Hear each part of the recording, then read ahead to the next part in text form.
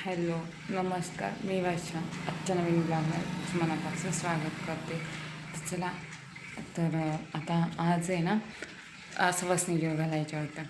तर म्हणे मग पुरणपोळीचं म्हणजे एकच सवासणी जेव घालायची आहे, काय कारण असतं. तर मग चला मी तुम्हाला दाखवते. घरामध्ये उंबरठ्याचं लेपन केलं, परत हे काय म्हणतात देवपूजा केली आणि आज स्वयंपाकाला बी लागली. निम्म्याला स्वयंपाक होत आला. आता पोळ्या वगैरे पोळ्या आणि भजे हे बाकी आहे. व्हिडिओ स्किप न करता पूर्णपणे बघत राहा. मी कोणाला सवाशीण बसवलेलं आहे, काय कशी सवाशीण बसवलेली आहे, माझं काही चुकलं तर मला कमेंटमध्ये सांगा. तर चला, उंबरठा लेपन केलं, देवपूजा केली, छान मस्त देवपूजा आपली झाली. त्याच्यानंतर स्वयंपाकाला लागले. बघा, पुरणाच्या पोळ्यांचा स्वयंपाक होता. म्हणजे मी एकच सवासणी जेव घातली, तीही माझी मैत्रीण म्हणून बोलवली होती. व्हिडिओमध्ये तुम्हाला दिसेलच पुढे. पुरणाच्या पोळ्या केल्या मस्तपैकी आणि तव्याच्या केला. खापराच्या करायला टाईम बी नव्हता आणि घरी बी कोणी नसल्यामुळे मी एकटीनेच केला. पण मग त्याच्यामुळे म्हटलं मग जाऊ दे, म्हटलं तव्याच्याच करून घेऊ आपण. आणि काय थोडीशी डाळ टाकली होती, जास्त पण नाही, कारण एकच व्यक्ती होती त्याच्यामुळे घाई बी खूप होती. आणि 12 वाजेपर्यंत सगळं आवरायला पाहिजे नव्हतं. त्याच्यामुळे व्हिडिओ काय एवढा शूट केला नाही मी. पोळ्या तव्याच्या करत होती, ते पण मला जमत नव्हतं, पण केल्या कशाबशा मी.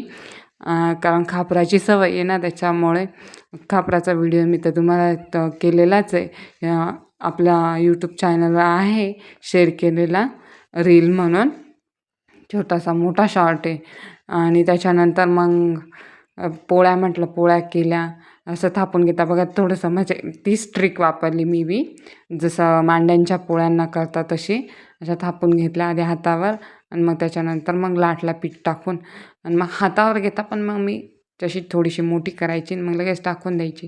त्याच्यानंतर मग भजे केले. ते बघा, माझी मैत्रीण पीठ टाकत होती. मग पोळ्या करून म्हटलं चला पोळ्या पटपट करून घेऊ. पोळ्या वगैरे झाल्या का मग बाकीचं आवरू म्हटलं. मी मेकअप बी केलेला नव्हता आणि त्या साडीवर होती जी घरात घातलेली होती ती.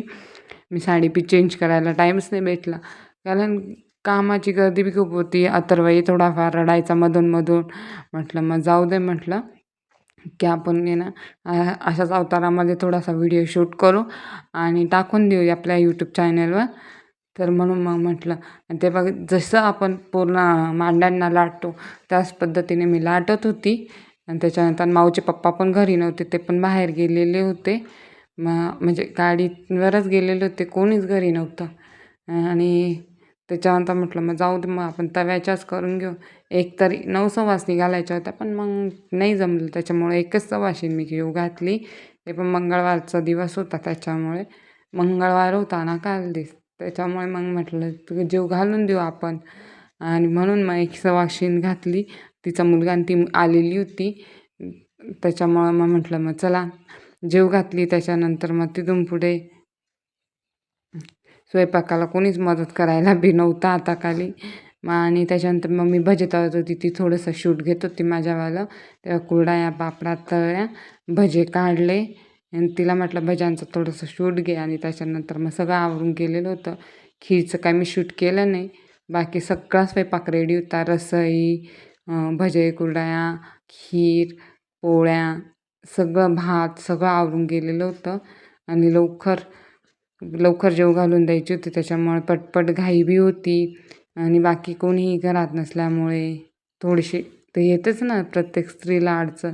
त्याच्यानंतर देवापाशी ओटी भरण, तिथून पुढे तो देवापाशी बघा मी ओटी भरली, धूप लावली, मस्त वाटी धूप आरती केली आम्ही दोघींनी. आणि त्याच्यानंतर मग मी तिला जेव घातलं. तुम्हाला ब्लॉगमध्ये बघा आईची बी ओटी भरली, की आईची पण आपण ओटी भरतो ना फोटोची. त्याच्यानंतर तिला जेवायला दिलं. हे बघा अथर्व, तोही रडत असल्यामुळं तिचाही मुलगा माऊ एवढ्यांचा कलकल म्हणून आवाज थोडासा म्यूट करावा लागला. वाटीमध्ये थोडासा तांदूळ आणि कापूर जाळला. मग तिची ओटी भरली. तिचं जेवण झाल्यावर नंतर मग मी जेवायला बसली. थोडंसं घरामध्ये पसाराच दिसतोय तुम्हाला. तर व्हिडिओ कसा वाटला, काय वाटला कमेंटमध्ये मला नक्की सांगा. आणि व्हिडिओ आवडल्यास लाईक करा, शेअर करा, नवीन असल्यास सबस्क्राईब करायला विसरू नका. तुम्हा सगळ्यांना बाय बाय.